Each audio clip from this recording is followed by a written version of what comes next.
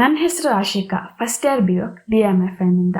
ನಾನು ಇವತ್ತು ಇಂಟರ್ಸ್ಟೆಲ್ಲರ್ ಈ ಮೂವಿಯ ರಿವ್ಯೂ ಅನ್ನು ಹೇಳ್ತೇನೆ. ಇಂಟರ್ಸ್ಟೆಲ್ಲರ್ ಇದು ಸೈನ್ಸ್ ಫಿಕ್ಷನ್ ಮೂವಿ.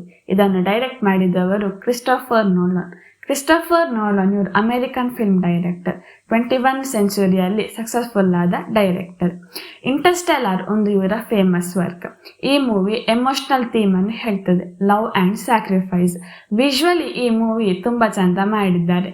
ಪ್ಲಾನೆಟ್ಸ್ನ ಶಾರ್ಟ್ಸ್ ಆಗಿರ್ಬೋದು, ಸ್ಪೇಸ್ನ ಶಾರ್ಟ್ಸ್ ಆಗಿರ್ಬೋದು, ತುಂಬಾ ಚಂದ ಮಾಡಿದ್ದಾರೆ. ಒಂದು ಸ್ಟ್ರಾಂಗೆಸ್ಟ್ ಪಾರ್ಟ್ ಈ ಮೂವಿದಂದ್ರೆ ಎಮೋಷನಲ್.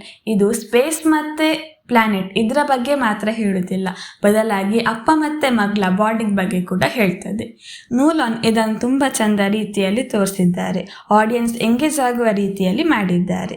ಈ ಮೂವಿ ಸ್ಟೋರಿ ಅರ್ಥ ಆಗದಿದ್ರೂ ಕೂಡ ಎಮೋಷನಲ್ ಜರ್ನಿ ಮತ್ತೆ ವಿಜುವಲ್ ನಮ್ಮನ್ನು ನೋಡುವ ಹಾಗೆ ಮಾಡ್ತದೆ. ಓವರ್ ಆಲ್ ಆಗಿ ಹೇಳುವುದಾದ್ರೆ ಈ ಮೂವಿ ಒಂದು ಒಳ್ಳೆ ಟೆನ್ಷನ್ ಮತ್ತೆ ಕ್ಯೂರಿಯಾಸಿಟಿಯನ್ನು ಬಿಲ್ಡ್ ಮಾಡ್ತದೆ. ಇಂಟರ್ಸ್ಟೆಲ್ಲರ್ ಇದು ಸ್ಪೇಸ್ ಬಗ್ಗೆ ಮಾತ್ರ ಅಲ್ಲ, ಹ್ಯೂಮನ್ ಕನೆಕ್ಷನ್, ಹೋಪ್ ಇದರ ಬಗ್ಗೆ ಕೂಡ ಹೇಳ್ತದೆ. Thank you.